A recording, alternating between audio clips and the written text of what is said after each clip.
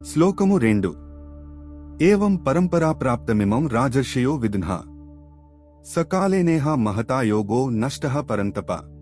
ఈ యోగ జ్ఞానం ఇలానే గురువు నుంచి శిష్యునికి రాజమునుల ద్వారా తరతరాలకు అందుతూ వచ్చింది. కానీ కాలంతో పాటు మనుషులు ఆ జ్ఞానం అర్థాన్ని కోల్పోయారు. అందుకే కృష్ణుడు ఇప్పుడు అర్జునునికి మళ్లీ ఆ పాత జ్ఞానాన్ని చెబుతున్నాడు. ఆధునిక ఉదాహరణ: గురువు శిష్య పరంపరలో మార్పు. పాత రోజుల్లో గురువులు తమ శిష్యులకు కేవలం పాఠాలు కాకుండా జీవిత విలువలు, ధర్మం, వినయం, సేవాభావం కూడా నేర్పేవారు.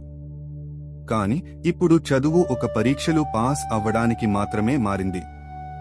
అందువల్ల ఆ జ్ఞాన పరంపర లోని అసలు ఆత్మ నశించిపోయింది.